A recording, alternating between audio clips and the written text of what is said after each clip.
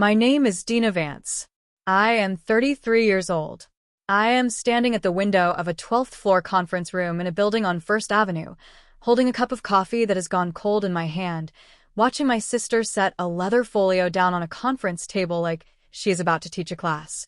Below us, Seattle is doing its ordinary Friday morning, ferries crossing gray water, a garbage truck idling outside the loading dock, a man in a fleece vest walking a dog that keeps stopping to smell the same patch of sidewalk. None of it knows what is about to happen up here. Neither does she.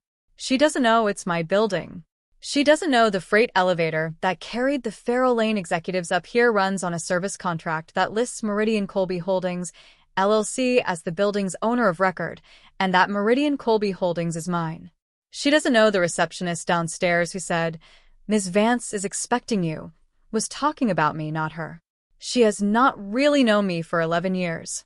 Not since the year she and my mother decided who I was and simply stopped checking. I had long ago stopped expecting either of them to look again. But I want to tell you how we got to this room. Because it didn't start here. It started on a Sunday afternoon in late September, 11 years ago, at my parents' dining room table in Laurelhurst, when my mother set a plate of deviled eggs on the table and said, to everyone within earshot, "Dena's still doing the phones over at Colby. Isn't that sweet, that she found something low stress?" I was 22. I had just finished my first week answering the front desk at Colby Freight and Logistics, my grandfather's company, the one he'd built out of 2 trucks and a warehouse lease in 1974, while I studied for the LSAT at night because it was the only job that let me leave by 4. I said nothing. I passed the eggs. That was the first time. It was very far from the last. My mother's name is Patricia. She is warm the way a heat lamp is warm, enough to make you linger nearby, never enough to actually keep you from being cold. She has a genuine gift for saying cruel things in a voice that sounds like concern, and a rarer, more dangerous gift for making you feel guilty for noticing the cruelty at all. My sister, Amber, is 2 years older than me and was, from the moment I can remember, the daughter my parents had already decided to be proud of before she'd done anything to earn it. She was homecoming court. She got the business degree from the state school 40 minutes from home, the one close enough that my mother could still make her Sunday dinner every week. She married a contractor named Marcus who owned 3 trucks of his own before he turned 30, and my parents discussed the growth of Marcus's fleet with such regularity that I could have recited his equipment inventory before I could have told you my own middle name felt real anymore. My father, Mitchell, built Colby Freight alongside his own father. My grandfather, Walter Colby, starting when he was 19 years old, driving routes himself before he ever sat behind a desk. My father is not a cruel man. In 33 years, I have never once heard him say a sharp word to me directly. But I have also never once, in those same 33 years, heard him disagree with my mother in front of another human being. That is its own kind of cruelty. It simply wears a quieter coat, and it took me a long time to understand that silence, when it always lands on the same side, is a choice too. For 11 years, the story my family told about me went like this. Amber was the business one. I was the sweet one, the quiet one, the one who had found something low stress. Every Thanksgiving, some cousin or aunt would ask what I was up to, and my mother would answer for me before I could open my mouth. "Oh, Dena's still over at the front office. She's wonderful with people." As though that were the entire sum of who I was, and as though I had not spoken in 11 years. What none of them ever asked, not once, was what I did after 4 o'clock. After 4 o'clock, I drove 40 minutes through rush hour traffic to a night program at Lewis and Clark Law School, 3 years of it, falling asleep some nights with a torts casebook still open on my chest. I graduated in the top 6% of my class. I took an associate position at a mid-sized firm downtown doing corporate transactional work, contracts, entity structuring, mergers and acquisitions, and within 4 years I had built my own book of business representing family-owned companies through generational ownership transitions. It is, if you want the plain version of it, exactly the kind of law that governs what happens to a company like the one my own family had built with their hands. Nobody in my family ever asked what corporate transactional work meant. My mother heard the word office and stopped listening somewhere around the second syllable. It was easier for her to keep me behind that front desk in her mind than to update a file she'd already closed. Here is the part none of them knew. In the 7th year after I left Colby's front desk for the law full-time, my grandfather Walter called me on a Tuesday evening. He was 81, his voice slower than it used to be, though his mind was as sharp as it had ever been. He told me the company was worth more than my father understood and less than my sister assumed, and that he was tired, genuinely tired, in a way that frightened me a little, of hearing his life's work discussed at the dinner table like a trophy instead of an asset that needed tending. He asked me, not my father, not my sister, to help him restructure the ownership before he died, so that whoever controlled the company's future would be someone who actually understood what a future required. I did the work exactly the way I would have done it for any client who walked into my office. I formed a holding entity, Meridian Colby Holdings, LLC. Over the following 18 months, using a combination of my own savings, a modest inheritance from my grandmother's estate, and a buyout structure I built myself, clause by clause, on nights and weekends, I became the majority holder of Colby Freight and Logistics. 61%. My grandfather kept a minority stake until he passed 2 years later, quietly, in his sleep, in the house where he'd raised my father. My own father and my sister together hold the remainder. I told no one. My grandfather asked me not to, not until it mattered, because, in his exact words, which I still hear sometimes, your mother will find a way to make it about her before the ink is even dry.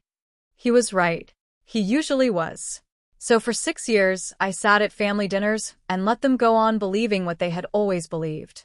I let my mother introduce me as the one who does the phones at my cousin Denise's wedding, in front of relatives I hadn't seen since childhood. I let my sister explain the basics of project finance to me over Christmas dinner as though I had never once heard the term, nodding along at concepts I'd been teaching junior associates for years. I said nothing because saying something had never, not one single time in my life, actually made my mother see me differently. I had stopped trying to be seen a long time before that. I had started, instead, simply to be right, quietly on paper, where it counted, and where it would eventually matter. Before I tell you what happened in that conference room, I want to ask you something. Where are you watching this from right now, and what time is it where you are? I want to see how far a story like this one can travel before it's over. The merger began the way most consequential things in my family began, with Amber deciding something and everyone else finding out about it after the fact, secondhand, dressed up as good news. By the time I turned 31, Amber had become Chief Operating Officer of Colby Freight and Logistics, a title my father had simply handed her the year after Grandpa Walter died. No vote, no conversation, no consideration of anyone else, because in my father's mind that was the natural order of things, and had always been. She was competent at the job in the specific way people are competent at jobs they inherit rather than build. Confident, quick with a room, entirely unaware of how little of the company's actual legal architecture she had ever bothered to learn. In March, a national logistics conglomerate called Ferries Transit Group approached Colby about an acquisition. Amber ran the negotiations herself, with my father nodding along beside her at every meeting, and by June they had a number on the table. $12.4 million, structured as a mix of cash and equity, contingent on Ferries absorbing Colby's Pacific Northwest routes and rebranding the fleet within 18 months. I found out about it the way I found out about most important things in my family, 3 weeks late, secondhand, over dinner, where my mother mentioned it the way you'd mention a neighbor's new car. Amber's selling the company, she said, beaming, passing me the potatoes as though this were simply pleasant news among many pleasant things. $12 million, Dena. Can you imagine? Your sister did that. I did not correct her. I finished my dinner, complimented the potatoes, and drove home in silence. That night, I opened Meridian's file on Colby Freight and read the term sheet Amber had circulated, sent to my father, not to me, though I held 61% of the entity that would legally need to authorize any sale of this size. Here is what 11 years of practicing this exact area of law had trained me to catch immediately, and what Amber, for all her confidence, had never once thought to check. A transaction of this magnitude required a majority-holder consent resolution under the operating agreement Grandpa Walter and I had drafted together 6 years earlier.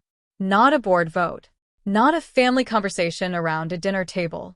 A notarized signature from the holder of record of 61% of Meridian Colby Holdings, LLC. Amber didn't know Meridian Colby Holdings existed. She had spent 6 years believing my father and grandfather still owned the company outright, exactly the way they always had, because no one had ever told her differently, and because she had never once, in 6 years as COO, pulled the actual entity records to look. I sat with that knowledge for 3 full days before I did anything at all. Not because I was afraid of what would happen. I wanted, honestly, to see how far she would take it without asking me a single question. She took it very far. The first real escalation came on a Tuesday at 3:14 in the afternoon, on the last day of the fiscal quarter. I remember the exact time because I was mid-call with a client in Bellevue when Amber's name lit up my phone, and I let it ring twice before I answered, the way I always had with her, some old habit of stealing myself first. "I need you to do something for me," she said, without a hello. "It's for the merger. Farrow Lane's attorneys want a notarized waiver from any family members with a potential claim to company assets. It's boilerplate, basically nothing. Can you sign it and drop it at Dad's office by Friday?" "What kind of waiver?" I said. "I don't know, Dena, it's a legal thing." A small laugh, the exact one she'd used on me my whole life. Warm on the surface, dismissive underneath. "You don't have to understand it. Just sign where the tab is." I did not answer right away. I let the silence stretch until she filled it herself. "It's really not a big deal," she said. You're not part of the ownership structure or anything. It's just a formality, so nobody can say later that some random family member tried to claim a piece of it." Some random family member. I kept my face still, even though she couldn't see it through the phone. "Send it to me," I said. "I'll look at it." She sent it that night. It was, in fact, exactly what she described, a waiver asking any non-owner family member to relinquish any future claim against Colby Freight and Logistics in exchange for a flat $63,500 goodwill distribution upon closing. $63,500 offered to a woman who held 61% of a company they were selling for $12,400,000. I understood, reading it twice, that this was not malice, not really. Amber had not sat down and calculated a way to cut me out of what I was owed, because in her mind there was nothing to cut me out of. She genuinely believed I owned nothing, because my mother had spent 11 years constructing that belief in her, one dinner table remark at a time, and Amber had never once had a reason to question a foundation she'd never had to build herself. 2 weeks later, at my father's birthday dinner, I learned exactly how deep that belief actually ran. We were in the kitchen. Amber was telling my mother about the closing timeline, the Farrow Lane executives flying in from Chicago, the signing scheduled for the following month at a downtown conference room she'd booked herself. My mother asked, almost as an afterthought, whether I needed to sign anything for it. "Dena?" Amber laughed, not cruelly, just genuinely amused, the way you laugh at a question that doesn't quite make sense to you. "She answers phones, Mom. She's not part of this." My mother laughed too, delighted. "She's here for the coffee order, sweetheart, not the merger." She turned to me, still smiling, reaching to squeeze my arm. "You don't mind, do you? This is really Amber's thing." I did not answer. I reached for my water glass instead. My father, standing at the sink rinsing a serving dish, said nothing at all. That was, as always, his most reliable contribution to any conversation in which I was being quietly erased. I set the glass down without drinking from it. I said happy birthday to my father, kissed my mother's cheek, and drove home, and I began, that same night, preparing. I did not confront anyone. I know some of you reading this are waiting for the scene where I finally raise my voice at that kitchen table, and I understand the impulse, but that has never been how I move through the world, and it was not how this story was going to move either. Instead, over the following 3 weeks, I did exactly what I would do for any client whose family was about to make a catastrophic mistake without realizing it. I documented everything methodically, and I let the process itself reach the point where it could no longer avoid the truth. I pulled the full Meridian Colby Holdings operating agreement and confirmed, again, what I already knew, that any sale, merger, or transfer of substantially all of Colby Freight's assets required written, notarized consent from the holder of 61% of the LLC, executed on Farrell-Lane's official transaction documents, not on some side waiver Amber had invented on her own to make an inconvenient question disappear before it was ever asked. I called Farrell-Lane's outside counsel directly, a woman named Renata Kwan, a partner at a firm in Chicago whose work I'd crossed paths with twice before on unrelated deals, and who I knew to be exactingly thorough. I did not introduce myself as Amber's sister. I introduced myself, correctly and precisely, as counsel and majority equity holder for the target entity, and I asked, plainly, whether her diligence team had actually pulled Colby's filed capitalization table, or whether they had relied on representations from the seller's side. There was a pause on the line long enough that I understood the answer before she gave it to me. We were told the cap table was informal, Renata said carefully. Family held, closely controlled, nothing complicated. We were working off representations from the COO and her father. I'd recommend pulling the actual filed operating agreement before Friday, I said. You'll find the majority holder of record is Meridian Colby Holdings, LLC.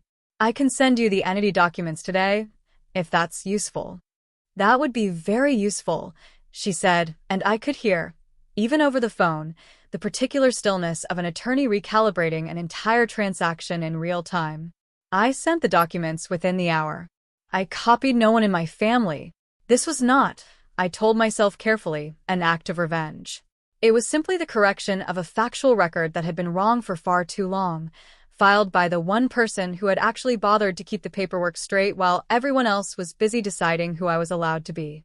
My paralegal, Priya, who has worked beside me for 4 years and has absorbed more of my family's dinner table fallout and exhausted late-night phone calls than any colleague should reasonably have to endure, asked me that Thursday whether I wanted her in the room when it all came out. You've spent 6 years being underestimated on purpose, she said, not unkindly. You don't owe them a quiet exit from that. But you also don't owe them a scene either. You get to decide which one this is. I told her I didn't want a scene. I wanted the truth to arrive the way truth arrives in my profession, on paper, in a room, spoken aloud by someone whose entire job is to be believed without question. That Friday morning, I put on the navy suit I wear for closings, not for family dinners, and I carried the leather portfolio my grandfather had given me the year I passed the bar, worn soft now at the corners, his initials, WCC, still faintly visible near the clasp, though the last letter had started to fade with age and handling. He used to say there are things you carry not because you need them, but because putting them down would mean admitting you were never going back. I had never once opened that portfolio in front of anyone in my family. I opened it that morning, alone, in the elevator, just to confirm everything was exactly where it belonged. It was. The signing was scheduled for 10 o'clock in the 12th floor conference room of the building on First Avenue, my building, though the lease listed only Meridian Colby Holdings, LLC, as landlord of record, a line Amber had walked past 100 times without ever once reading it closely. I arrived at 9:40 and took the seat by the window, saying nothing to the receptionist beyond a nod, the same nod I gave every morning I came into that building. Amber arrived at 9:52, in a new blazer she'd clearly bought for this exact morning, practically vibrating with the particular confidence of a person who believes every hard part of a negotiation is already safely behind her. My mother came with her, uninvited to the actual signing, technically, but present anyway, because my mother has never once in her life missed a moment that could later be described as a family triumph. My father trailed a half step behind both of them, the way he always did, carrying nothing but his own silence. Amber saw me by the window and did a small, visible double-take. "Dena? What are you?" She glanced toward my mother, already half-laughing, already narrating the moment for an audience that hadn't fully arrived yet. "I think there's been some kind of mix-up. This room's for the transaction team." "I'm aware," I said. Farrell-Lane's people were already seated, 4 attorneys, 2 executives, a notary named Janet with a stamp and a stack of forms squared perfectly in front of her, and Renata Kwan at the head of the table with a folder open that I recognized instantly because I had personally sent half of what was inside it. "We can wait outside," my mother said, already reaching for Amber's sleeve, already performing the gracious, understanding exit she imagined this moment called for. Then, to me, not unkindly, in the exact tone you'd use with a child who had wandered into the wrong meeting entirely, "Sweetheart, this really isn't for you. Why don't you go see if they need coffee brought up?" I did not answer. I let it sit in the room for exactly one breath. Then I set my portfolio down on the table, still closed, and pulled out the chair directly across from Renata's team. The one chair, I noticed, that had been left conspicuously empty. It was Renata who spoke next, and I want to be clear about this part because I think it matters. It was not me who ended the room. It was the institution. It was the plain, procedural language of the deal itself, spoken aloud by the one person in the room whose entire profession was determining what was actually legally true. "Before we proceed," Renata said, addressing the full table, her voice even and unhurried, "I need to formally note for the record that our diligence team identified a material discrepancy in the represented capitalization structure earlier this week." She glanced down at her folder, then back up. "The entity holding majority control of Colby Freight and Logistics is Meridian Colby Holdings, LLC. 61% of that entity is held by Dena Vance." She turned and looked directly at my sister. "Ms. Colby-Reyes, we were operating under a representation that you or your father held controlling interest in the target company. That representation was inaccurate. This transaction cannot legally close without the signature of the majority holder of record." The room went still in the particular way a room goes still when a fact has just quietly, permanently replaced an assumption everyone had silently agreed not to examine too closely. "That's not..." Amber turned to my father. Dad. "Tell them that's not right." My father said nothing. That was, again, his most reliable contribution. "She answers phones," my mother said, and I watched her say it a second time. Watched the exact words come out with the exact same certainty they'd had at the kitchen table 3 weeks earlier, except now they were landing in a room full of people whose entire job was to separate what people believed from what was actually documented. This is some kind of mistake. She's here for the coffee order." One of the Farrow Lane executives, a man named Halvorson I had never met before that morning, looked genuinely confused, checking his watch. "I'm sorry, is this the owner? Or is this not the owner? Because I have a flight at 2, and I need someone to get the actual owner into this room in the next 5 minutes." "I'm the owner," I said. It was the only full sentence I spoke in that room for the next several minutes, and I said it exactly once, and I did not repeat it. Janet, the notary, slid her stamp and forms a few inches closer to my side of the table, entirely unbothered by any of it, because for her this was simply Friday. Renata slid the consent resolution across the table toward me.